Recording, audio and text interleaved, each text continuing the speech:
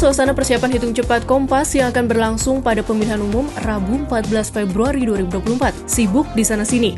Untuk yang ke-16 kalinya sejak tahun 2007, Harian Kompas kembali menggelar rangkaian hitung cepat secara independen dengan metode akurat yang akan menjadi bagian saksi sejarah penentuan pemimpin negeri ini selama 5 tahun ke depan. Pada saat pemungutan suara dilakukan, Harian Kompas dalam ini melalui Kompas ID itu akan menyajikan pertama reportase langsung atau live report dari sejumlah titik. Nah, di sana akan dilaporkan para surveyor kita yang berada di sana melaporkan bagaimana proses pemilihan terjadi sampai proses penghitungan suara itu dilakukan. Itu yang pertama. Nah, yang kedua adalah kita melakukan quick count. Quick count itu dimulai dari ketika proses pemungutan suara di sebuah TPS mulai dilakukan, mulai dari waktu Indonesia bagian timur, waktu Indonesia bagian tengah, hingga waktu Indonesia bagian barat. Nah, di Kompas ID, laporan dari quick count ini akan ditampilkan dalam bentuk grafik, bagaimana pergerakan suara mereka dalam proses quick count itu. Sejak dilakukan pertama kali tahun 2007, hitung cepat Kompas terus menjadi rujukan hasil pemilu, baik di tingkat daerah maupun pusat. Pada pemilu 2024 kali ini, hitung cepat Kompas memiliki beberapa keunggulan. Di antaranya data ditarik dari 2.000 TPS sampel dari 820.161 TPS di dalam negeri tersebar di 38 provinsi.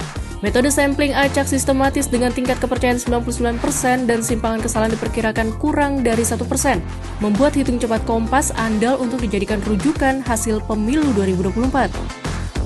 Secara tidak langsung boleh dikatakan sebagai bagian dari proses masyarakat atau civil society mengawasi jalannya pemilu, supaya paling tidak hasil akhir pemilu itu seperti apa sudah bisa diprediksi sejak awal. Sehingga kalau misalnya hasilnya terlalu menyimpang, maka bisa diindikasikan adanya kecurangan-kecurangan tertentu. Metodenya tidak terlalu jauh berbeda sih sebenarnya, teknologinya beda. 2007 itu kita masih cenderung memakai metode sederhana ya, dengan waktu itu masih aliran datanya itu masih dengan SMS. Tapi sekarang sudah dengan aplikasi. Jadi para tenaga kami yang ada di lapangan itu mengirimkan data lewat aplikasi yang ada di handphone mereka. Melengkapi dan memaknai hitung cepat, Harian Kompas juga menyelenggarakan exit poll atau survei pasca pilih. Survei ini dilakukan kepada 8.000 responden setelah memilih di 2.000 TPS sampel. Hasil exit poll akan tayang di Harian Kompas sehari setelah pencoblosan pada 15 Februari 2024.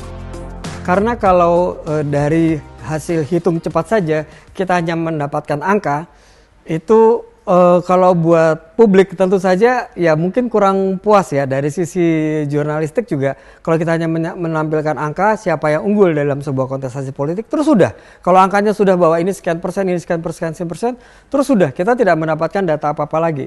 Survei pasca pilih kita lakukan untuk mendapatkan insight yang lebih dari sekedar data itu. Kita akan mendapatkan perilaku pemilihnya, kemudian kita juga akan bisa mendapatkan likabilitas masing-masing calon itu per wilayah, kemudian per demografi usia, berdasarkan gender, jenis kelamin. Nah, kita akan mendapatkan data itu, kita tidak dapatkan di hitung cepat. Kita akan mendapatkannya di survei pasca pilih.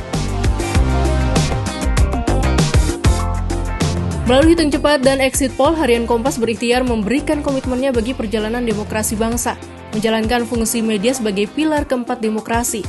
Untuk itu, bersama Harian Kompas, mari menjadi bagian dari pemilu 2024. Simak liputan dan hasilnya secara langsung Rabu 14 Februari 2024 hanya melalui laman Kompas ID.